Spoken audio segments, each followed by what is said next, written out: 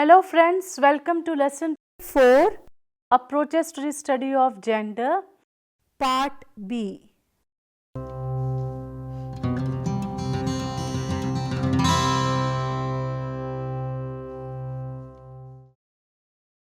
Friends, let us now discuss about the psychoanalytical theories. Among the first feminists who sought to uncover the possibilities of Freudian theories is Juliet Michel, a British psychoanalyst, socialist and feminist. Michel holds that Freud's theory shows that our psychological development is based on patriarchy rather than biology. Another theorist who concedes the crucial nature of human unconscious is Dorothy Dinnerstein, who is an American psychologist and feminist thinker. She attempts to show how the relations that man forges with woman, nature and history are sourced from the sexual division of labor. Dinnerstein argues that the current organization of the family is not natural, neutral or private. Another important theorist who examines issue of mothering, child rearing and its significance to gender relations is Nancy Chodorow, who is an American sociologist and psychoanalytic feminist. Nancy Chodorow concentrates on what she calls the reproduction of mothering. She begins with the psychoanalytic premise that the child forms its ego, its sense of self, in reaction to the powerful figure of mother. As an infant, even when it is unable to speak, it feels a storm of desire and dependence which it has no power to fulfill. These experiences are never really forgotten. They remain in the unconscious. It is these that impel our sexuality, our desire for others and for fulfillment in relationships.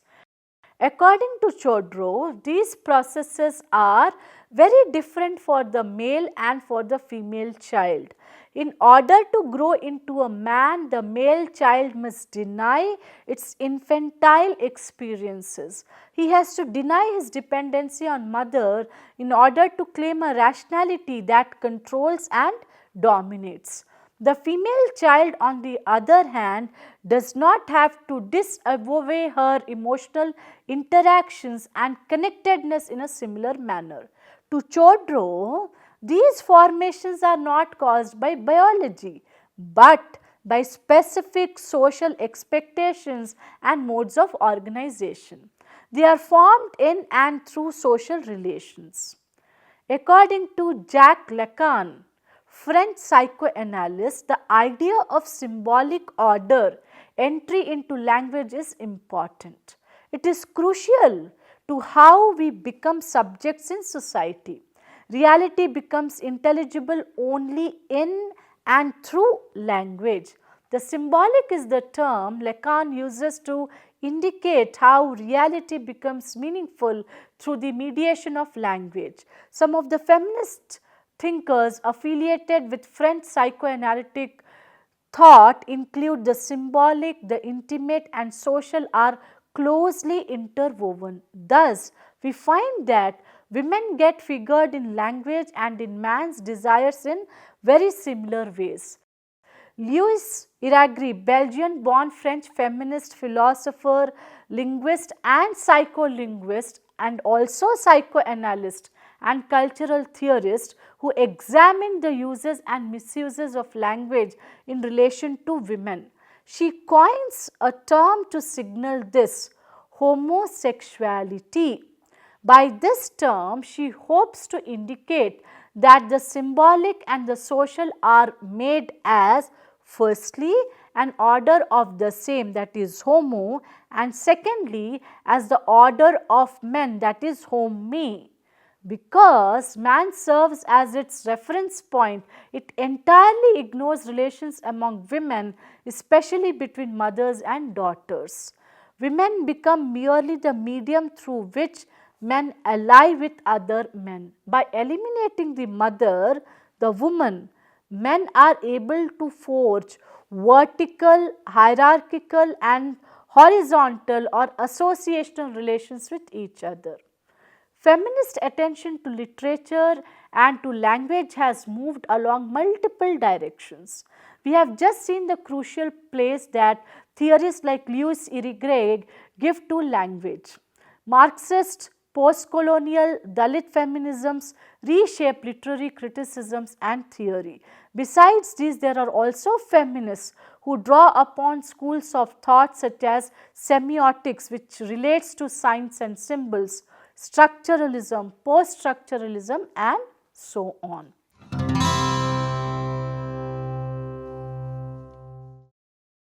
Feminist literary theory also provides an approach to understand gender, and it began with the realization that representations of women in literature affect the socialization of women.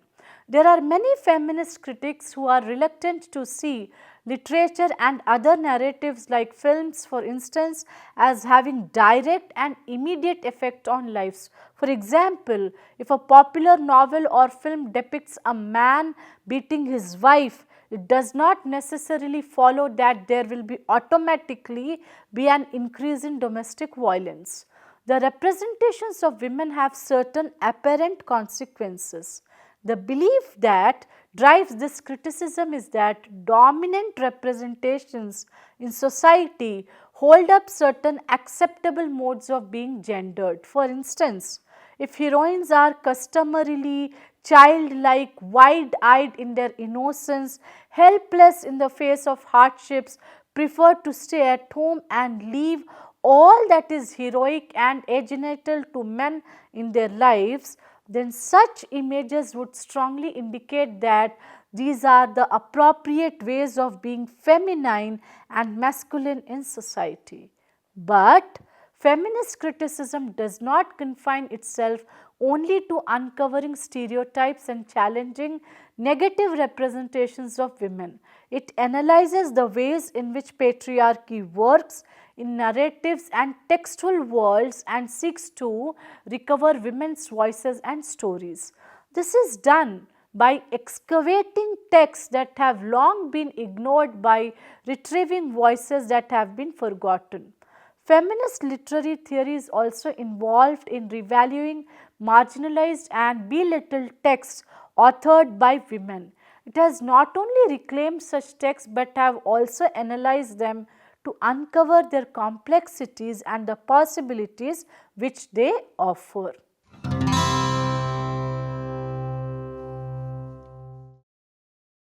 Another approach to understand gender is gender performativity.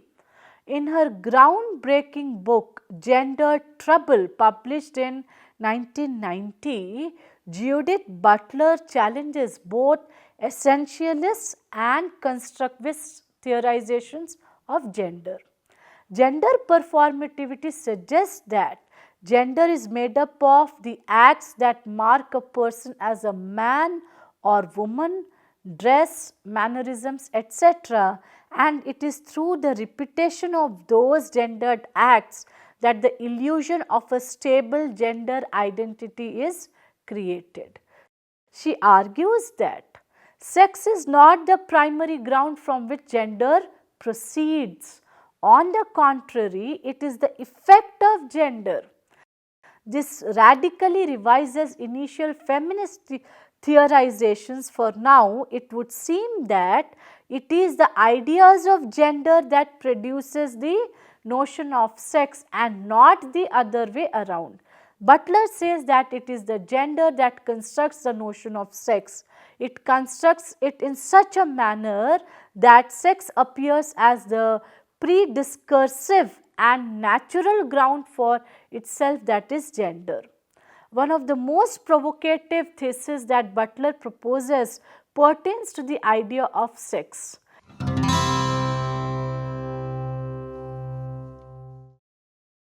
Let us now discuss about queer theory. According to Encyclopaedia Britannica, queer is often used as an umbrella term to denote sexual identity within a particular community. A queer community may be made up of people who identify as lesbian, gay, bisexual, transgender, and so on. Some find queer an easy way to describe such a large community. Besides sexuality, queer is also used to describe a particular gendered community. This is a community made up of people who fall outside society's prescribed male, female, or masculine and feminine dichotomies.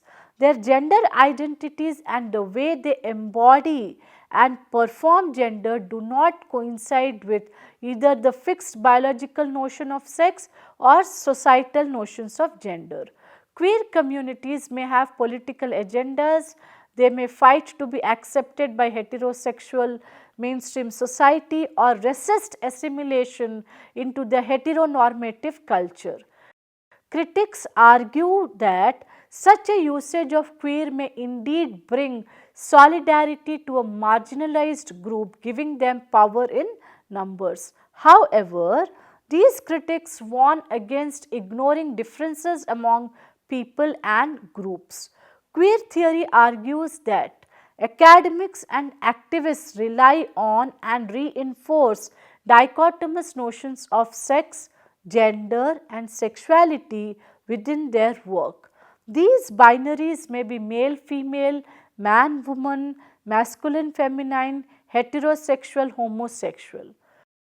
Queer theory problematizes these binaries by arguing that they reify difference and hierarchy, and as a consequence reinforce the notion of the minority as abnormal and inferior. For example, homosexual desire as inferior to heterosexual desire, acts of femininity as inferior to acts of masculinity. Thus, queer theory is a call to transgress conventional understandings of gender and sexuality and to disrupt the boundary that separates heterosexuality from homosexuality. Instead, queer theorists argue that the heterosexual homosexual division must be challenged to open space for multiple identities, embodiments, and discourses that fall outside assumed binaries. Apart from these approaches which we have discussed, there are other approaches to study gender, for example, functionalism, symbolic interactionism, conflict perspective, and feminism. Functionalists argue that men fill instrumental roles in society while women fill expressive roles which works to the benefit of society.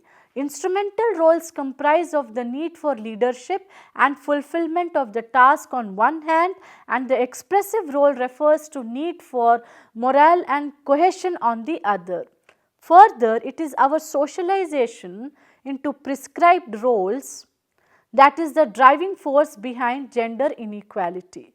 Symbolic interactionism looks at gender from the micro perspective and examines gender stratification on a day-to-day level. For example, men are more likely to interrupt women in conversations and in their workspaces, which generally reflect greater power possessed by the males. These theorists also focus on how gender roles are internalized by males and females. Conflict theories view women as disadvantaged because of power inequalities between women and men that are built into the social structure. For example, from this viewpoint, wage inequalities that exist between men and women result from men's historic power to devalue women's work and benefit as a group from the services that women's labor provides. Feminist theory emerged out of the women's movement and aims to understand the inferior position of women in society for the sole purpose of improving their position in society.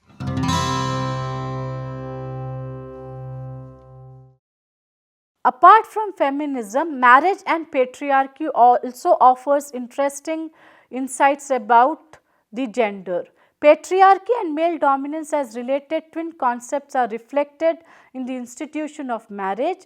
Marriages in India are mostly solemnized in the form of some kind of arrangement between the bride givers and bride takers. In such arranged marriages, the consent of the boy and girl are not that important as that of their household heads or patriarchs. This is also a reflection of patriarchal mindset. Kate Millett, American feminist writer, in her work on sexual politics, has tried to define patriarchy in two ways. Firstly, male dominating female, and secondly, older males dominating younger male and female. Therefore, the notion of arranged marriage is a conceptual outcome of the older males dominating younger male and females on the question of choosing their prospective brides and grooms. Dipankar Gupta, Indian sociologist, while analyzing the Hindu marriage pattern, states that the notion of arranged marriage is still the norm in modern India, whether in rural or urban settings. We are all aware of the consequences in the form of Khap and caste panchayat and dictates that a young couple has to face in the event of marrying by his or her own choice.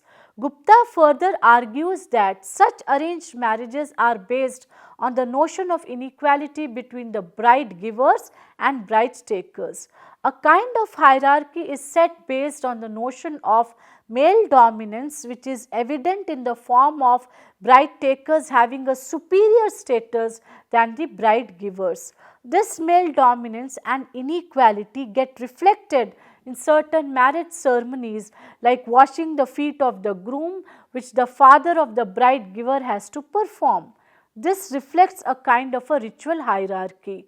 However, it can be argued that Indian hospitality was inclusive of such practices as part of Atithi Devo Bhava. We are also witnessing gay and lesbian marriages. Supporters of the same sex marriage contend that gay and lesbian couples should be treated no differently than their heterosexual counterparts and that they should be able to marry like anyone else. Beyond wanting to uphold the principle of non-discrimination and equal treatment, supporters say that there are very practical reasons behind the fight for marriage equity. They point out, for instance, that homosexual couples who have been together for years often find themselves without the basic rights and privileges that are currently enjoyed by heterosexual couples who legally marry, from the sharing of health and pension benefits to hospital visitation rights as well.